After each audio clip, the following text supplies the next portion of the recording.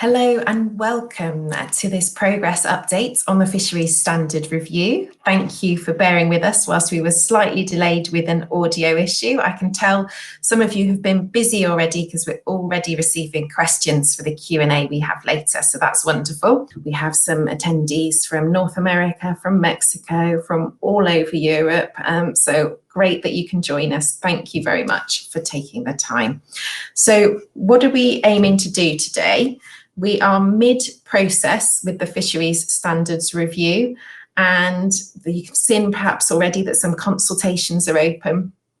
You've invested this 75 minutes with us, and we'd like to make sure that you go away with a good overview of what's happening in the FSR, the process some of these key projects are going to take from here on out, and how you can get involved. Just a note before we get started on the technical running, if you haven't found the Q&A functionality yet, that should be in the left bottom corner of your screen. You can submit a question there anytime.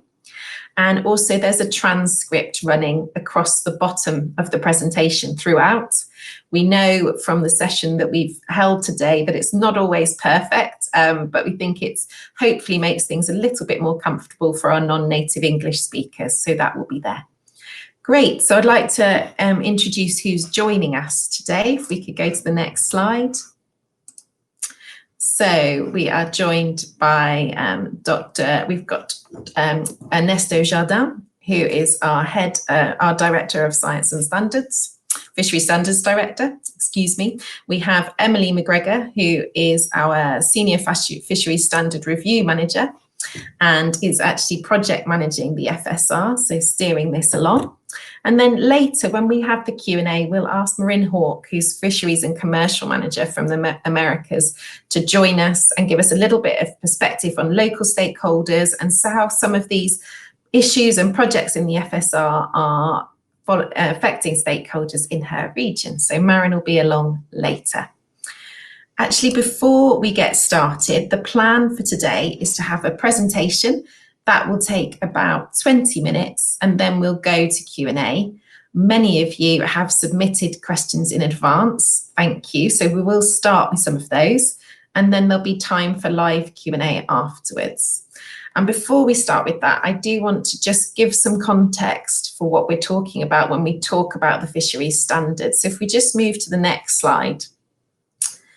The MSC Fisheries Standard is the leading international standard for sustainable fishing. It outperforms all other wild capture fisheries certification programs recognised by DSSI. And what does that mean in terms of implementation? Well, over 400 fisheries are certified to the MSC Fisheries Standard, and that represents 17.4% of global wild marine catch who are engaged with our programme, further 8% working towards certification. And it's great to see that more than 1,700 improvements have been made by fisheries over this programme, over the time who've been actually participating in the programme. So the standard can have a big impact. Not only that, it's a credible standard. It meets the best practice requirements of the UN Food and Agricultural Organization, of ICEAL, and as I mentioned before, Global Sustainable Seafood Initiative. So I think with that, showing a little bit who the standard's going to affect and how many different fisheries, I'd like to pass to Ernesto to start the presentation and tell us what's happening in the FSR at the moment. Thank you. So thank you, Nikki, and hello to all, and welcome. So a little bit of the outline. What is this presentation about? What's going to happen in this presentation? So first of all, we'll look into why we review the fisheries standard. We'll discuss a little bit what we are reviewing the fisheries standard and how we do that. We'll jump then into a reporting on progress up to date in the revision. As some of you know, the revision started in 2018. We'll touch into consultations that we are going through now in 2021, and then we'll dive a bit more into detailed updates on some of the projects that are, let's say, the projects that usually draw more attention from our stakeholders and the public. So the next slide, please. So why do we review the fisheries standard? Well, first of all, there's a compliance issue here. There's the FAO, which is the UN, United Nations Organization for Food and Agriculture, which sets a number of rules, a number of requirements, a number of best practices that standard setters should follow. And we want to comply with FAO. As Nikki just said, we are one of the major standards complying with FAO, and ISIL, which is also a group of an organization that sets best practices to set standards. So we want to follow those. We want to follow those guidelines. We want to follow those best practices, and so to comply with FAO and ISIL, it means we review our standards every X years.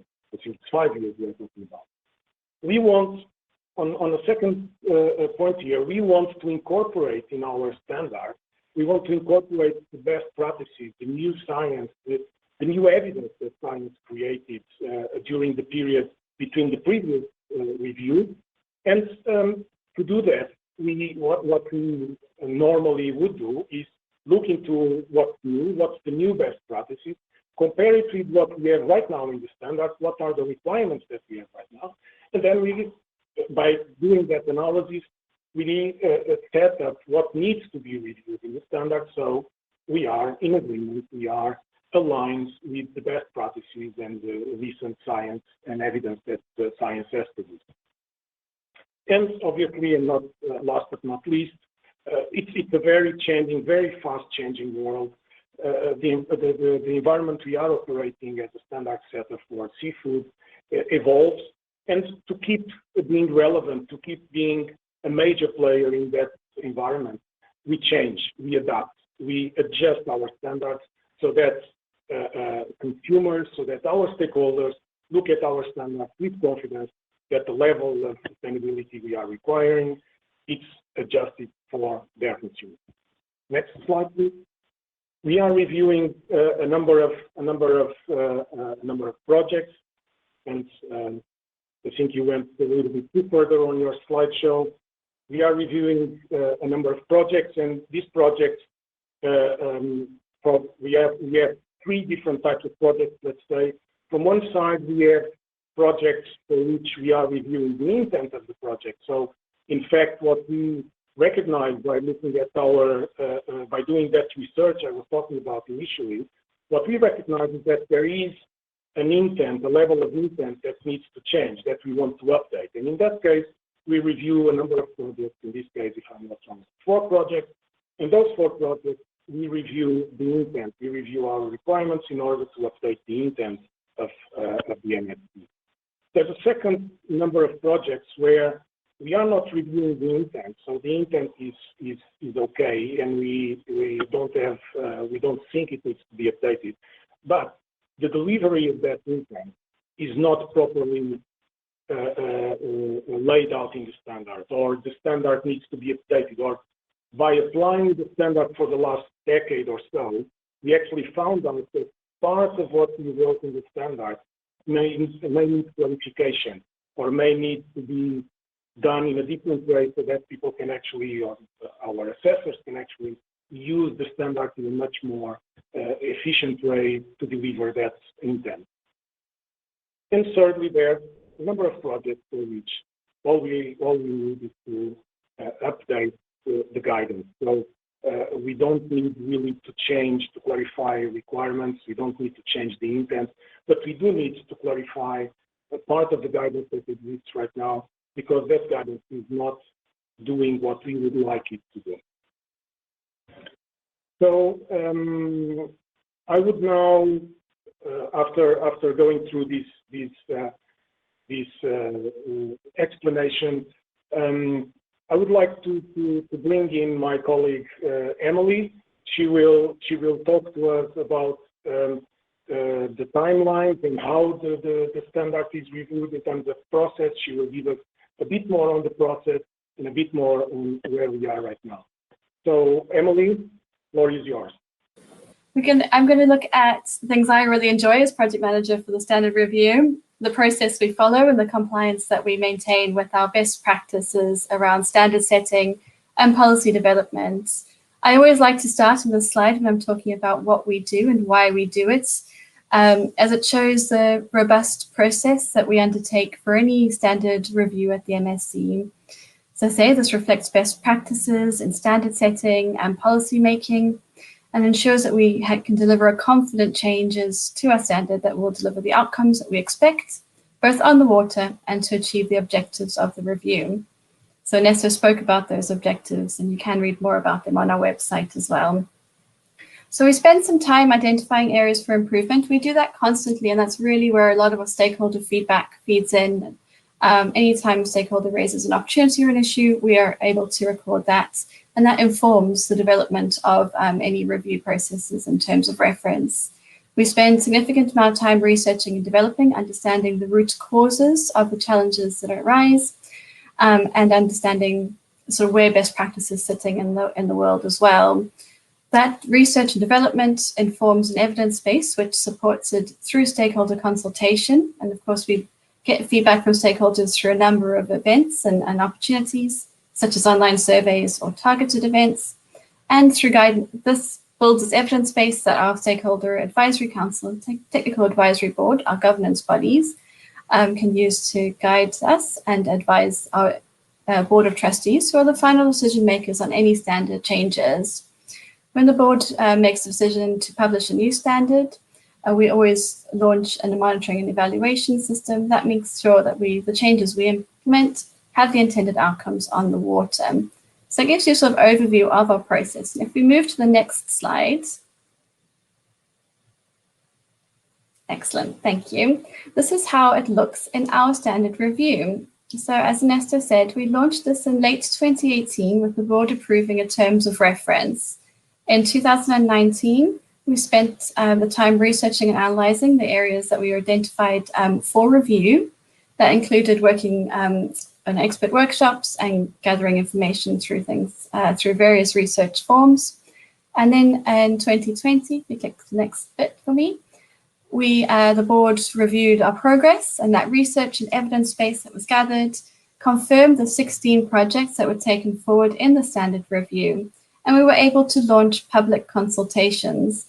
Consultation periods coincided with all the challenges we had in dealing with the pandemic. However, we moved to virtual and online spaces and had a real great success, in my opinion, on those consultations. We had amazing participation from a huge number of organizations, lots of different countries, and a lot of different sectors too. We saw representation from NGOs, fishery clients, a lot of retailers started participating, and various other sectors that really add value to the feedback we received during that period. We hosted a conference as well, so many of you may have heard and joined that last year. And again, a great turnout for that. What we used, the consultation feedback, to further develop the solutions or options, proposed revisions that are on the table in this year. And we've been conducting impact assessments as well. That builds a better evidence base for us and considers the risks and benefits associated with potential changes. If we move to the next slide, we're now in 2021 and we're in June, and you're here with us today, and we have the opportunity to participate in some online stakeholder consultation surveys. We're also hosting a few targeted events to gather information from subject area experts and sort of smaller technical details that will help us move that work forward.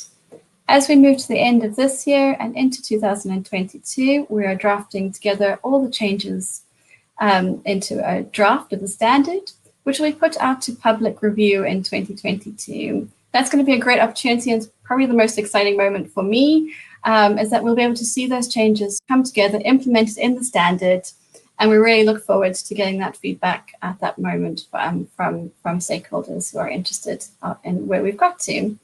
If all goes well, the board will meet in mid-2022 and take a decision on the new standard.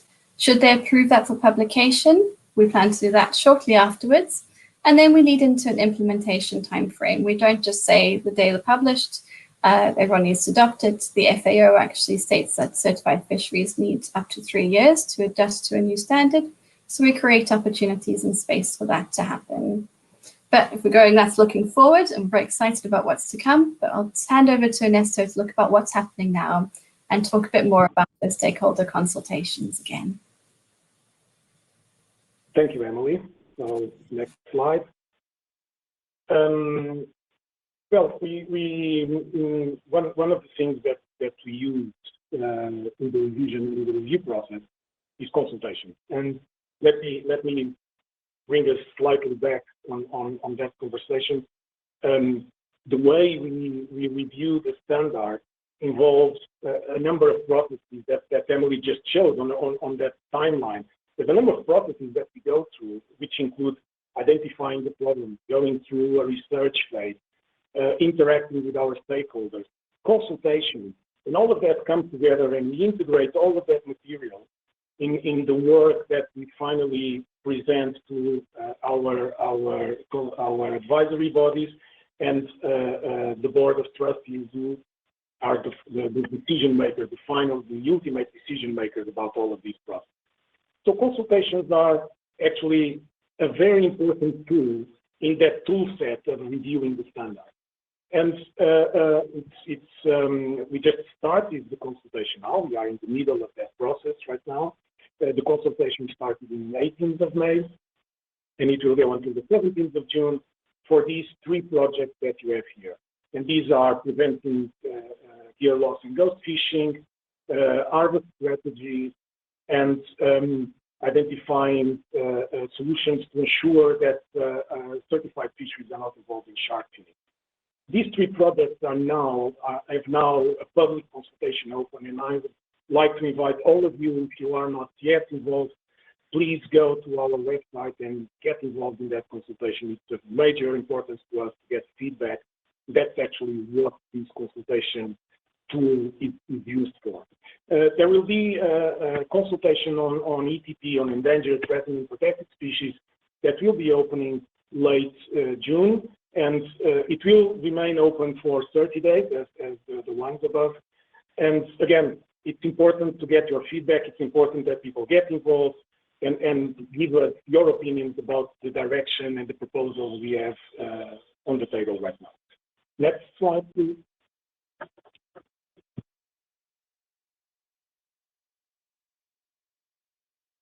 So we are now going to concentrate a little bit more on specific projects. And in this case, we'll start with gear loss and ghost fishing. What we want with the revision right now is to assure that impacts of gear loss and ghost fishing are taken into account by our fisheries, in the sense that we want our fisheries to take an approach, a proactive approach, by actually proposing and implementing management strategies that avoid or mitigate the gear loss and the impact that gear loss may have in the environment, in the habitat, in the ecosystem. And we want to do that by bringing in recent findings by science, recent decisions, or recent suggestions of best practices, and we want to bring that into the standard. And that's what we are proposing for consultation, is to implement, to ask the certified fisheries to actually implement a management strategy to avoid and mitigate gear loss.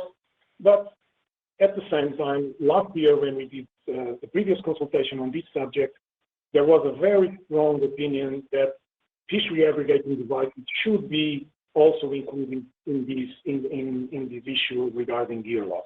And so what we have right now, and we are also consulting about, is extending the definition of ghost gear to include these fishing aggregating devices, so FAD laws.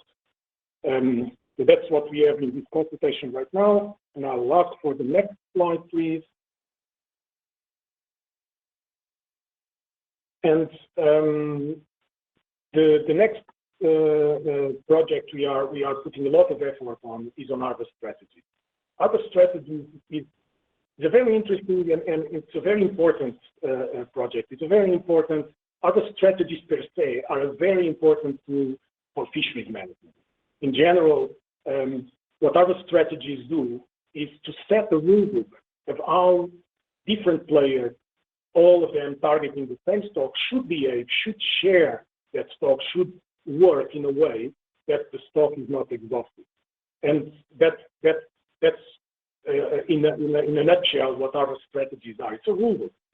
Now, what we've seen in the past is that that rule book is not so easy to agree with or agree upon by when you bring together several players with different backgrounds, with different interests, with using different, we are fishing in different areas, etc.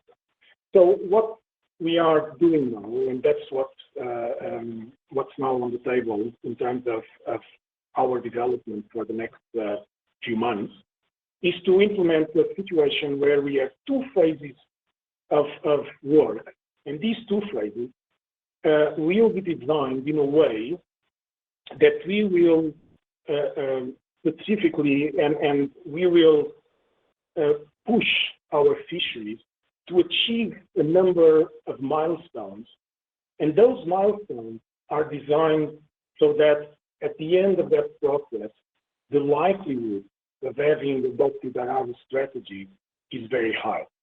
And the reason we split it in two phases is because we have a first phase where we want to concentrate on getting the science done, and we have a second phase where we want to concentrate on the policy decision.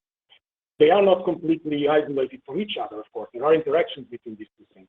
But that's the idea, is that you bring the science and then you bring the policy, and you push the fisheries into getting our strategies approved. Next slide, please. So on the where we are now with ETP species, so how we align our requirements with current best practices in terms of management of ETP or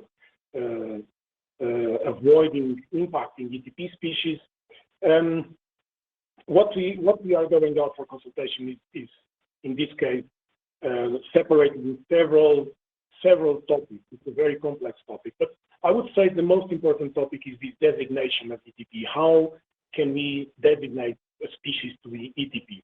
And the problem we have here is that there is not a worldwide best practice on how you do that. And the reason is because we are dealing with very different scales. While some species you can look at them from a worldwide distribution and you say, well, this species is endangered.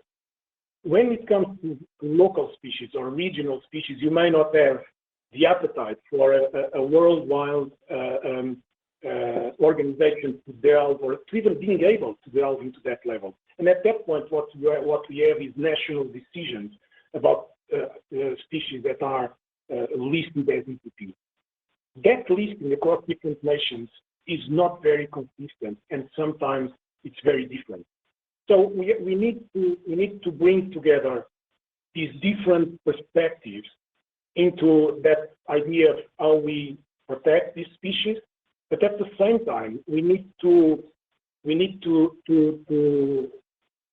together two different objectives, which is a conservation objective and a fisheries management objective. And those two objectives, they are not totally consistent, and so we need to bring all of that together.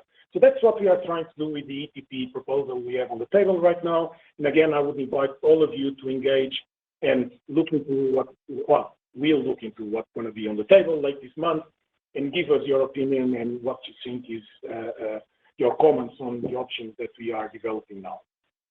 So next slide, please. So another point, and this is actually it's a very technical issue on the standards, but it's probably one of the most interesting, at least from my point, and I really like technical things, so that's why I really enjoy this one. But it's about what are the evidence that needs to be available so that someone assessing the level of sustainability that the fishery is performing to can actually do that work. And how can we be confident that what is done and the evidence that is on the table actually supports the claims that are then made by that assessment? It's a very, very interesting project. What we are looking at now is a system, a complete framework that starts by looking at the risk of this fishery regarding whatever important, whatever variable we are looking into. What's the risk of that fishery regarding having or not having, or how much information exists on the data that is available to do that assessment.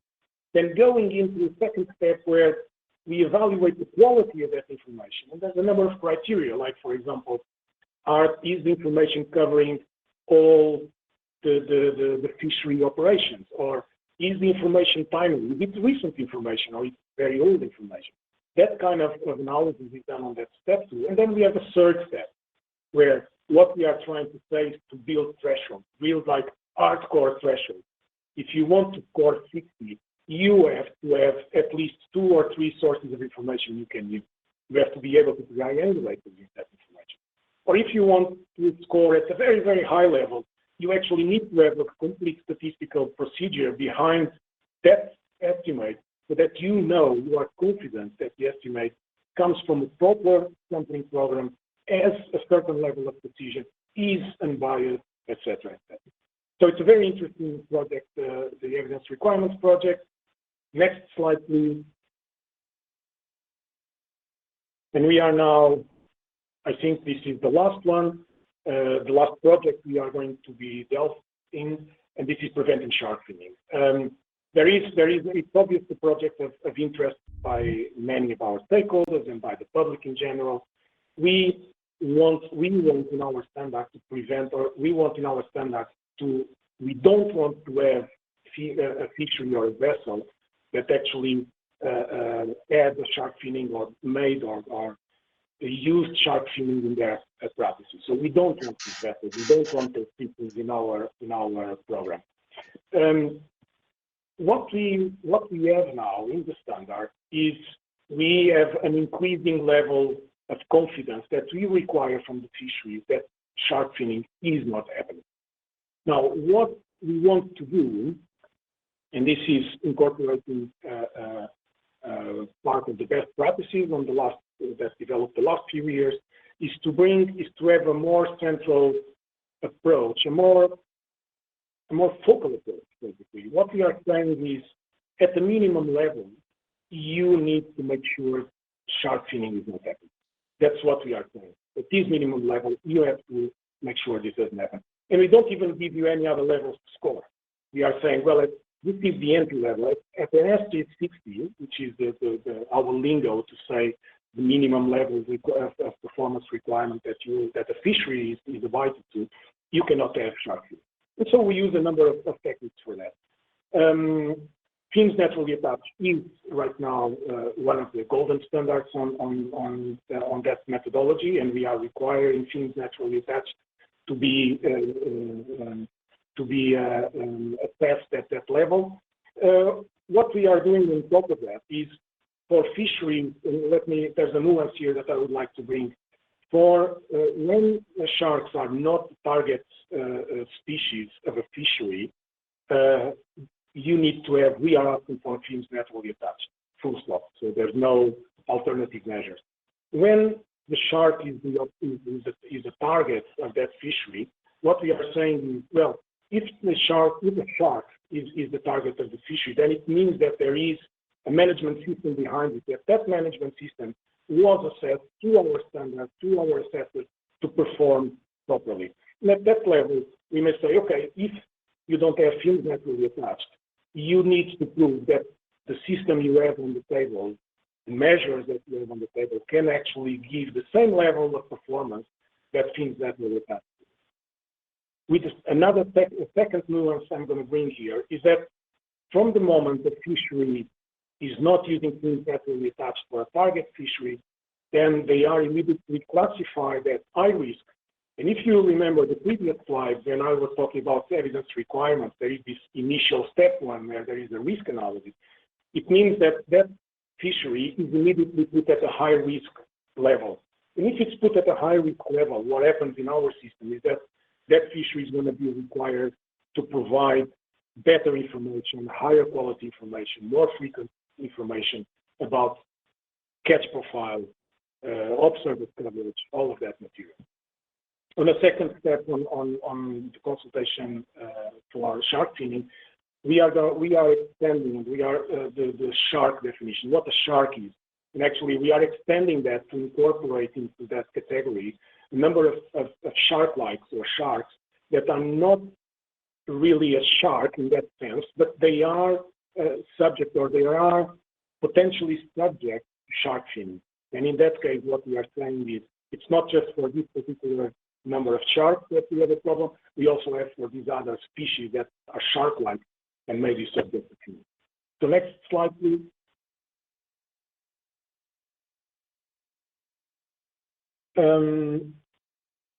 So back to consultations, and this is, I'm about to finish the presentation. Back to consultations, as I said before, we have consultations open. We really would like to invite all of you to engage with our consultations. Give us your feedback, give us your comments. It's extremely important for us to have that feedback, and it's a major part of the standard review process, to have feedback and to engage with the public and with stakeholders. So next slide, please, which I believe is the last one. Yes, got that right. Thank you very much. Well, Excellent. Nikki, back to you. Thank you, Ernesto. I think you're doing a fabulous job in the hot seat today. Not only is this your first Fisheries Standard review, and you've been in post for a short while, but also we have a few tech and audio issues. So thank you for navigating through us that very well. Yeah, we're going to go to Q&A now, and actually we're going to be joined by a couple of colleagues. So Marin, if you'd like to join us, we won't need the slideshow for now. I mentioned Marin Hawke earlier, Fisheries and Commercial Manager, and then that's for America, North America. Hi, Marin.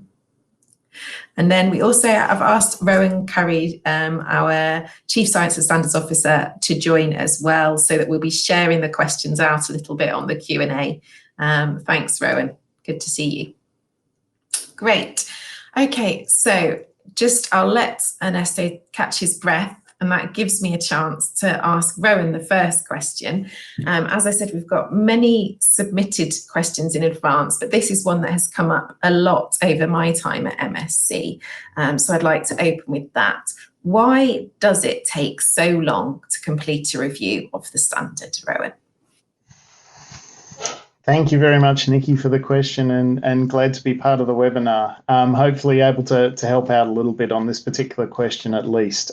So this question is one that we do get quite often. It relates to the fact that it is very complex to conduct fisheries standard reviews. There are a number of steps in the process, as Emily will have mentioned in the presentation, the various steps that we have to go through in terms of our consultation, our engagement with stakeholders, the research work that we undertake, and so it's actually quite a challenging process to get right. We have a number of fisheries in the program around the world now. Quite a large proportion of the world's fisheries are engaged in our program in one way or the other. So we have an obligation to make sure that any changes that we are considering, we go through quite a robust process to ensure that those consequences of those changes are well thought through. Thanks, Rowan. So then a question I think I'll ask Ernesto, because then lots of reasons why it's complex, why it takes time. Ernesto, do you think that's responsive enough? That's a tricky one. We need to have in mind that a fishery, when we change our standard, and when for some reason we change the requirements and we ask a fishery that is certified to do something else or to do something different from what they were doing before, there is a time for that fishery to adapt. And actually, the FAO guidelines tell us that you need to give fisheries time to adapt when you change the standard. So in that sense, there will always be some time that a fishery will take until they are actually performing to the level that we are requiring when we do a revision of the standard. So in that sense, I'm comfortable that we are not getting a ramp up on performance in a week or a month or a year, but we do get there by giving time and giving fishery the necessary time to adapt and to evolve. Now, there is the fact is that there is an extreme situation, and the fact is that sometimes this takes too long, and we've seen that in the past. It takes too long for sometimes for a fishery to get into the new versions of the standard. So what we are doing actually right now is we are looking into the timeline, looking into where are the different factors piling up that actually end up giving too much time, more than we would like, for a fishery to adapt and to perform at the level that we require in the standard. So it's a double reply here. From one side, yes, sometimes it takes too long, and we are trying to and looking into that factor within the standard review also.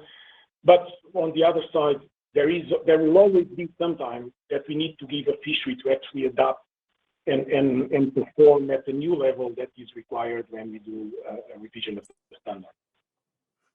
Thank you. Thanks, Ernesto. Great. I think we've got a lot of different stakeholders listening today. So we'll have fisheries on the line, and we'll have other stakeholders who all understand the complexities and the balance there. Okay, so I think that something that we have coming up quite a lot, and I encourage people to put in some live questions as well, is around preventing shark finning. We know that this is a topic of interest to a number of stakeholders. And Ernesto, you took the time to talk us through the preventing shark finning approach that's being proposed at the moment. But I'd just like to ask you again to really talk to us about the idea that fins naturally attached doesn't work in all circumstances potentially. So what are the alternative measures we've mentioned? What's the higher quality information? Yeah, thanks for that question, Nikki. Well, this is part of the work we are doing now. So, and let me remind everyone that we are in the moment of revising the standard, of reviewing the standard. So, in fact, part of the conversations we are having now in this conference, and that we had this morning, are things that we are now developing. So, exactly which are going to be the verifiable measures is something we are working on. But in any case, the point is that if you have a fishery that is well managed, that has a very large observer coverage, that has very strong verification systems, for example, on their VMS or AIS, so their satellite positioning, that have a very strong compliance system on the catches and the catch profiles and the landings and all of that material together, you can build a management system that performs or gives you the same level of confidence that shark finning is not happening as having fins naturally attached. And that is where we are coming from. As I said, fins naturally attached is our default, and in every case, in most of the cases, we require fins naturally attached. That's what we are doing with this revision of the standard, and we do that at an entry level. Now, in cases where there is actually a system in place that can deliver the same level of confidence, we are willing to look into that level of confidence and to look at that system. But as I also said before, what we are putting in the table right now is that those fisheries will be immediately labeled as high-risk fisheries for shark finning, which means that in the evidence requirements part, so the information that we need to provide will have to be a lot better, more higher quality than you would ask for a fishery that is not a high risk. There's a number of things that can be used, like shark to carcass ratios, the fins and the front being in the same bag, for example. There's a number of things. I don't want to get too much into that level of granularity because, as I said, part of that it's happening during our development process now, and it's part of that. It's what we are asking the public and what we are asking to our stakeholders. In any case, I would say that the session this morning had a lot of questions and a lot of conversation around shark finning. And if for those of our stakeholders and public that would like to know more about what we are doing, you can listen to that session this morning. But in any case, Nikki, if anything else needs to be replied, happy to do it, or Rowan in this case, I suppose. Good point. Thank you very much. Thanks, Ernesto. So I'm going to have to apologise for your poor line, Ernesto, because whilst you are fully able to be followed, you're making us work just a little bit harder to listen. So I'm glad that everybody has the transcript running across the bottom of the screen. For that reason, I'm glad we've got Rowan there, which puts him back in the firing line for some of my questions here. But there's some good ones that I'm sure we're all keen on. So I think I will actually move on to other topics. I can see some great questions coming through on some related to ghost gear and some related to harvest strategy. We definitely had some of those for this morning, so we can come to them. But I think we'll kick off a little bit with the ETP question. Let's get into that. So ETP has been a long-awaited project by many stakeholders. I think I'll bring in Marin as well here. Marin, can you talk us through an ETP issue affecting fisheries in your region and give us some context for what stakeholders are waiting for? Absolutely, Nikki. Thanks for the question. So here on the east coast of the US and Canada, we have the North Atlantic right whale, which is an ETP species. And in recent years, those right whales have been entangled in fishing gear more often than in the past. So fisheries here on the East Coast are really working to improve the information they have about their interactions with those right whales and then reduce or eliminate those interactions. Some of the things that they've done, they've implemented aerial surveys to identify where the whales are so that they can avoid them. They've also implemented closed areas, again, to avoid the whales. And finally, they're working to improve the gear marking of the fishing gear so that they know where the right whales are getting entangled. So it is a work in progress, but there has been some good work done. Okay, so people watching out for what's happening in the ET project, and this is a complex project. So Rowan, why is it a complex project? Why is it taking time to implement? Yeah, thank you, Nikki, for this question. It's a particularly challenging project, I think in part because there's no one definition of what constitutes an endangered, threatened or protected species that applies all around the world. So in many different jurisdictions, people have different approaches to defining what constitutes an ETP species. In some cases, that will reflect things like their threat status or particular risks that a population might face. It might reflect historical threats that a species has had, or in some cases, there's a cultural element of species that are of particular significance that they wish to enshrine and designate in legislation. So it means that there's a whole range of factors that can contribute to why a species might be listed in the first place. And that then means that around the world, there's this real patchwork. And what we've found as our program has grown and there's more and more overlapping fisheries, is this leads to differences in the way that species are treated, including the same species in different jurisdictions being treated quite differently, even for the same population. And that then leads to inconsistent expectations as to how fisheries respond. So the big challenge for us has been trying to grapple with the fact that there is no one sort of approach to address with ETP globally. But because of the global nature of our program, we needed to come up with a way of trying to address that. So we've put in place in the consultation some suggestions for how we might address that, one of which is to treat all of the out-of-scope species, so birds, mammals, reptiles and amphibians, treat them all as ETP. So we're being quite precautionary there, but we're putting all of those in one category. The other part is working out how we treat in-scope species, so species you could otherwise be targeting. And there we're looking at creating a list which you could then potentially remove species from where you have a good understanding of their status and it's demonstrated that they can be managed sustainably. So we're trying to address that, but it's not straightforward because this is not an example where we can look to global best practice and simply say we'll apply that. And that makes it a lot harder for us because we're effectively having to work with our stakeholders to devise something that's quite new.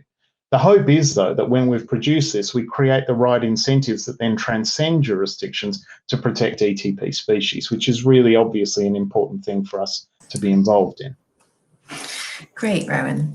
So before we finish on ETP, and it's something that you're just mentioning there, we've got Mark Tasker from ACAP, or an ACAP representative, who was struggling with the technology on their side, nothing to do with us this time, but has just asked, how will the MSC standards deal with local legal requirements to protect ETP species? So the question is, surely MSC is not going to certify a fishery that breaks the law. So can we just have some clarity on that, please? Yeah, it's an excellent point. So for that, we expect that fisheries comply with the legislation in their particular areas. That aspect is assessed in a variety of ways, but not the least of which is the assessment of compliance when it comes to our Principle 3. So that's already in place, and that should cover ETP species in given jurisdictions. But in addition to that, the way that we're looking at evolving how we define what constitutes an ETP species should factor that into a degree as well.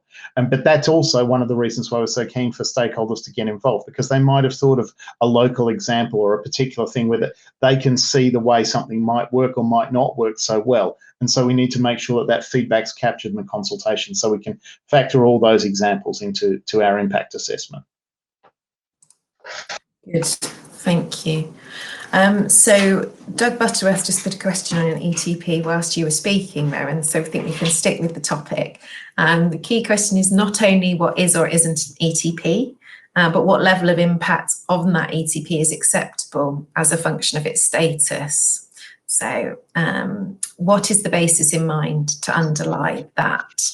It's an excellent point, and I completely agree with Doug on this. The challenge, again, here is trying to define what constitutes global best practice. So in this situation, many jurisdictions have different levels of performance expectation as to what they expect of ETP species.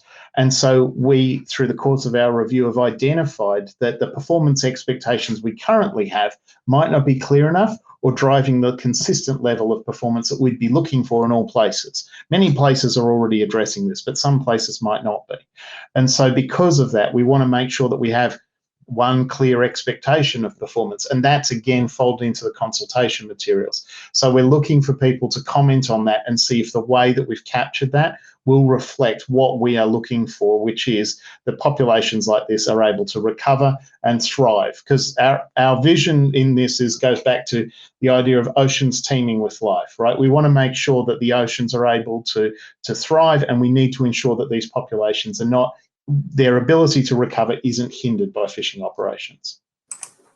Super. Okay, so we're going to move on from ETP for now. We may get back to it, but I can see that we've got other topics to cover, of course. I think we'll try and get in a couple of the questions that have come through on harvest strategy and ghost gear related to FAD fishing, which is something that we had this morning.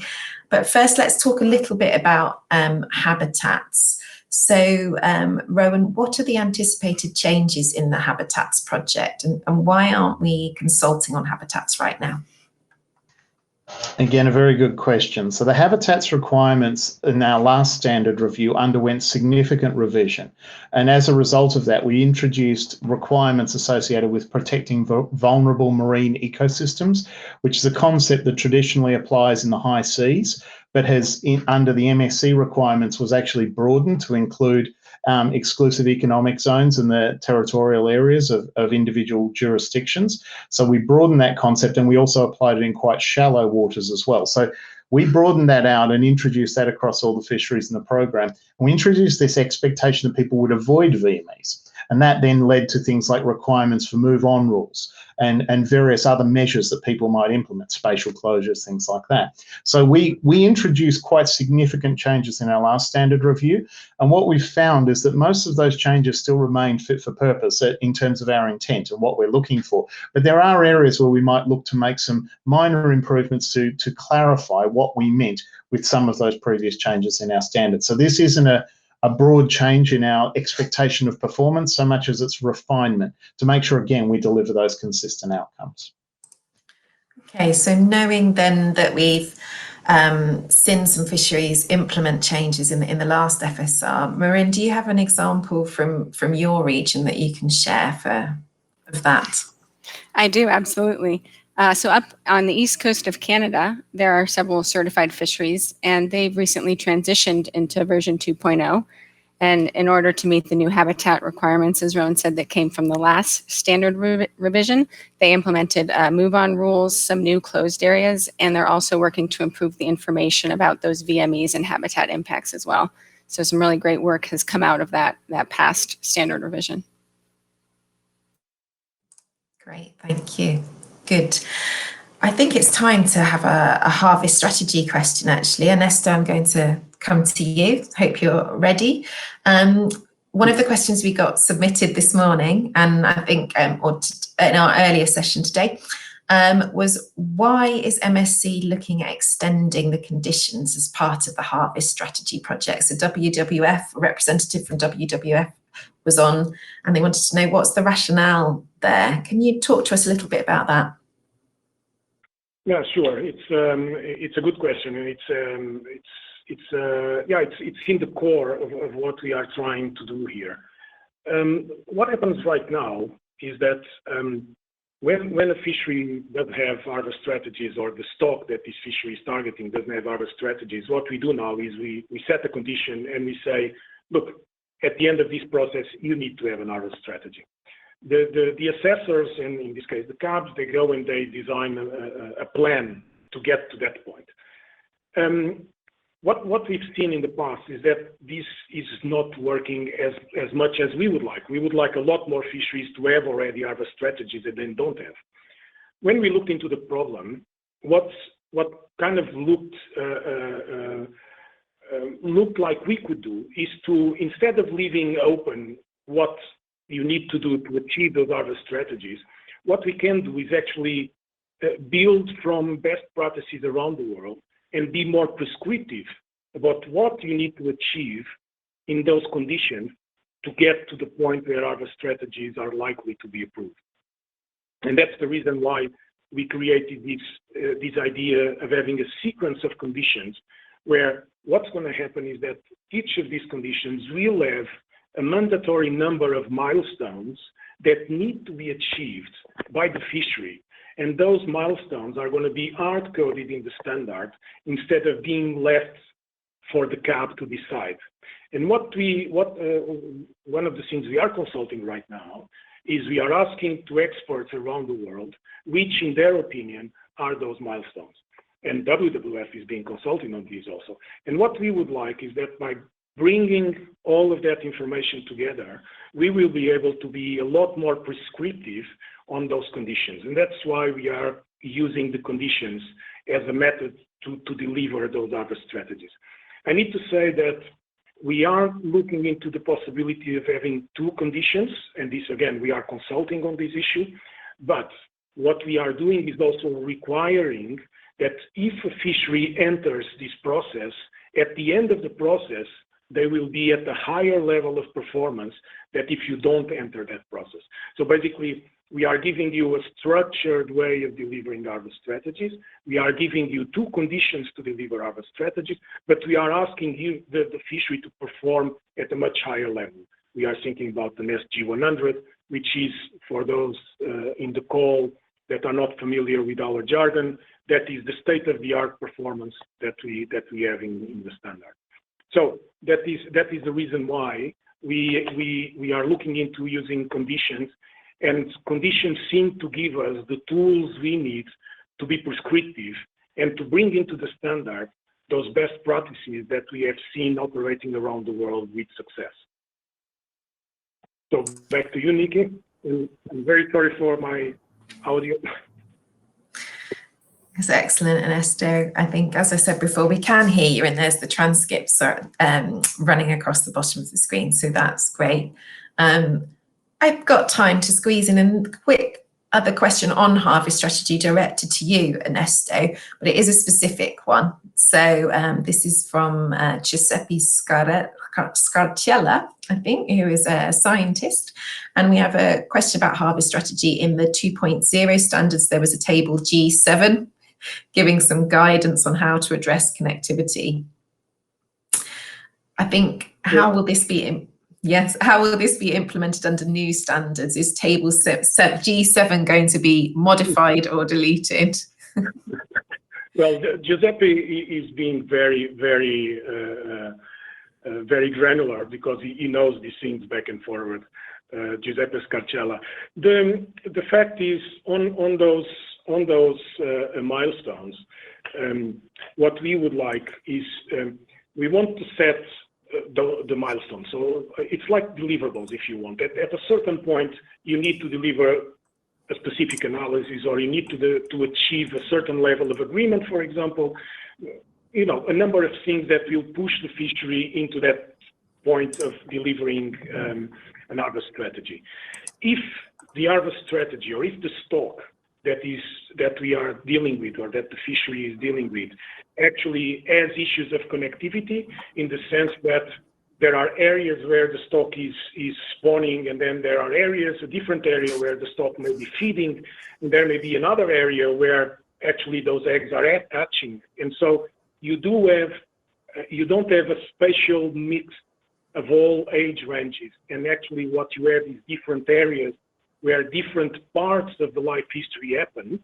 All of that has to be taken into account. And an harvest strategy, to be effective, needs to look into that material, needs to make sure that if that kind of dynamic exists on the stock, it's considered by the assessment, by the science that is being developed to support the decision that needs to be done.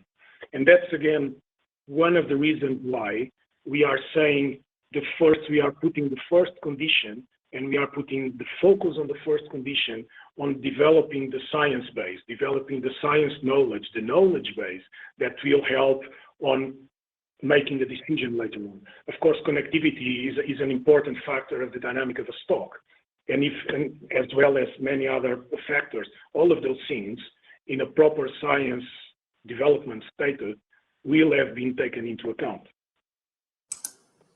Super. So back to you. Thank you, Ernesto. Good. I'm going to zoom right out of the detail for a moment, because we've had a question that's also come in for Emily.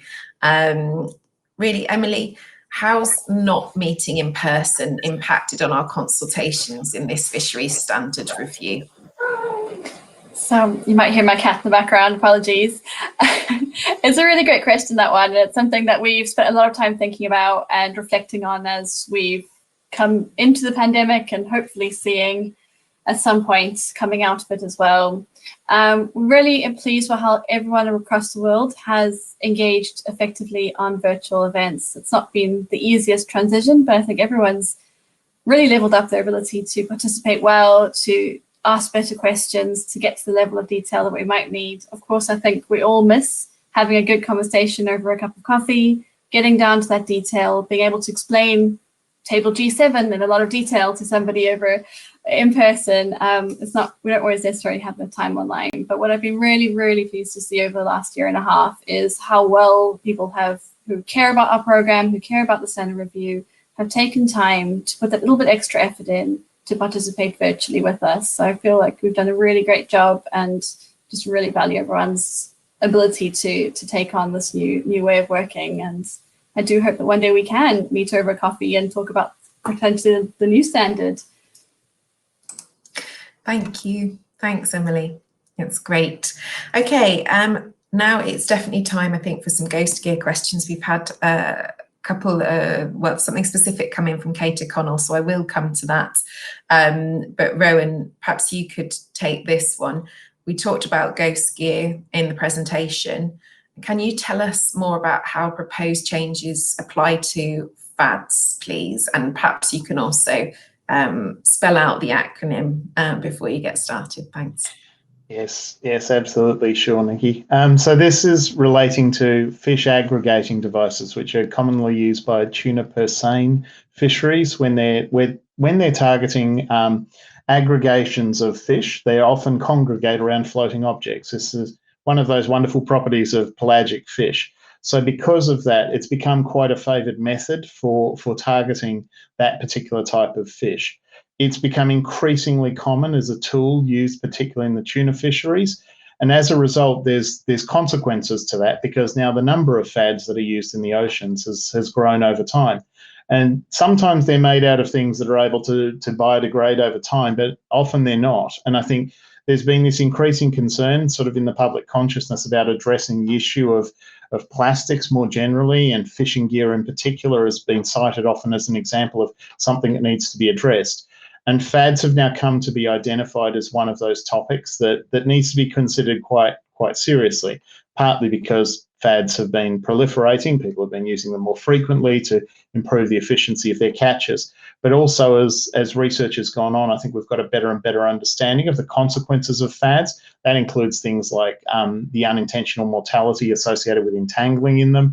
But it also can be, and this is, I guess, one of the bigger concerns, is their long-term persistence in the oceans can then mean that they can strand on things like coral reefs. And because of that, that can then have an impact on how those ecosystems are able to maintain their function. So this is one of the reasons why ghost gear was highlighted as an issue that we needed to consider in this standard review. The global plastics sort of movement had identified this, but we'd identified that this was a topic where our standard previously only addressed it implicitly. We were more focused on the issue of what the impact would be of ghost fishing on stocks. So we were concerned about fisheries gear that might entangle stocks and impair stock health. But in fact, we realised that fisheries themselves should have management systems to address this. And so putting in place those management systems is quite important. So for fads, that might include things like expecting that people track their fads or limit the number that they're putting over the side and following. It might also include things like going around and retrieving fads and mitigating the effect that they might have on the environment, or maybe moving to things like fads that are made out of different materials that are able to biodegrade. So all of those kind of things could be considered part of a management strategy to minimise the effect of ghost gear on the environment associated with things like fad fisheries.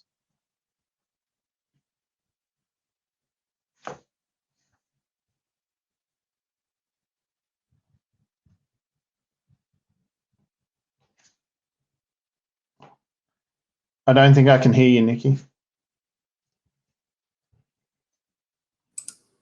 Thank you. So it's Kate O'Connell from AWI, Marine Wildlife Consultant, who has actually submitted this question. Hi, Kate. And we're just going to go a little bit detailed again. So it's another one of those coffee chats that we can't have. So we'll take a moment for the specific question here.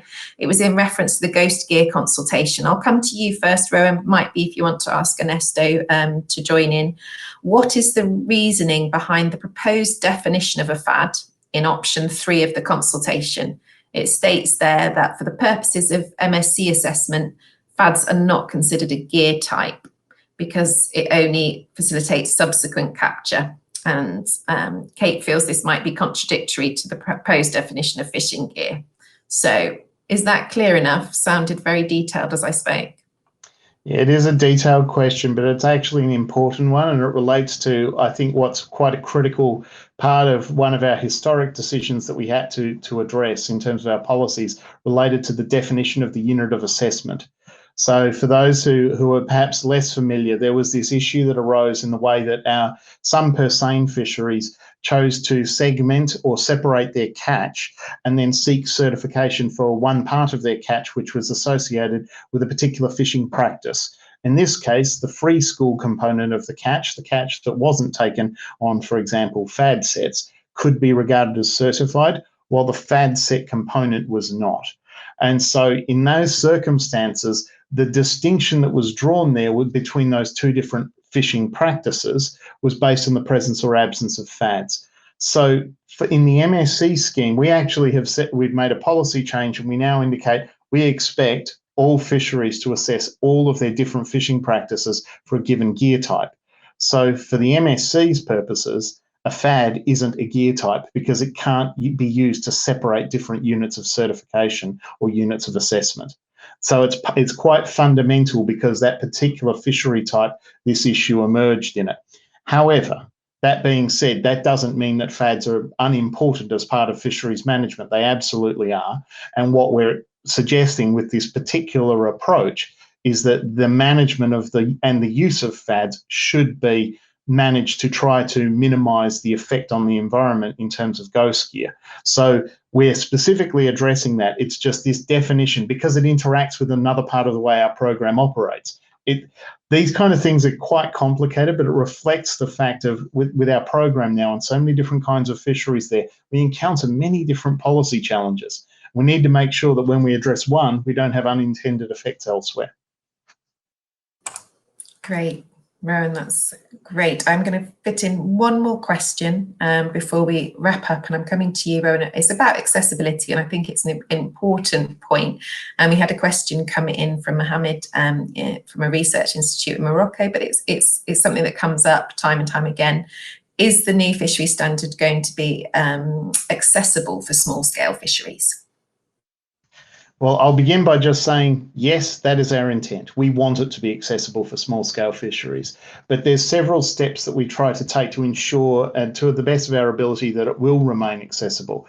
For one thing, when we're conducting our impact assessments, which are an important part of our policy development, we always make sure that we factor in small-scale fisheries into those impact assessments so that we can make sure that any changes that happen as a result of a potential change in our expectation of performance doesn't inadvertently have an impact that's disproportionate for small-scale fisheries. Plus, on top of that, we also, Ernesto talked about the evidence requirements framework. The expectation there would be that we factor in the scale and intensity of the fishery to evaluate the evidence that is required. Again, so we're not artificially expecting a higher level of performance or a disproportionate level of performance for small-scale fisheries. I would suggest also, finally, one of the big challenges that small-scale fisheries face is the market link and governance in their particular jurisdictions are often the constraints rather than necessarily their ability to meet our standard. So we've put in place already a number of tools, things like our risk-based framework and our work on data-limited methods, to try to make sure that there's no real technical barrier to achieving our standard. And it often comes down to these other less straightforward factors to address. But that's where we rely on our partners in the wider sustainable seafood movement to help and contribute, because making sure that small-scale fisheries are able to reach the right markets and are able to deliver that change is vitally important. Thank you, Rowan. So that was actually our last question, and I actually want to say a really big thank you to all of the panelists and your efforts presenting today. As you can tell, it's a very, very busy time for our science and standards colleagues. All of these projects are in progress and lots of decisions and to be made, work still to be done. So thanks for taking the time. Also want to just say thanks for everybody who submitted those questions. Sorry if we didn't get to your question today, but I'm going to ask Emily to tell us a little bit about where you can find more information, where you might get your question answered, and perhaps if our Workcast colleagues can pop up a slide as well, that would be great. Emily, what can people do now? Brilliant. So we already spoke about joining our consultation surveys. Some of the questions have signposted things that would be very valuable for us to hear about through the survey mechanism. So I do encourage you to participate in those. We've spoken about them a bit, and they're up on the slide. You can also have a look in the resources panel on the screens that you have in front of you. We've provided some links to parts of our website that can give you more information. So we're not consulting on all 16 projects, but we are making really great progress in those areas of the review as well. And we have updated content that you're able to review in your own time associated with those projects. And in 2022, you'll be able to see the product of this review process in a draft form of the standard to comment and provide our feedback to us on. Yes, so have a look there. That might answer your questions. We also have a lot more information about how our standards are developed, what assurance mechanisms are in place. That could also be of interest to some of the participants of this webinar. Super.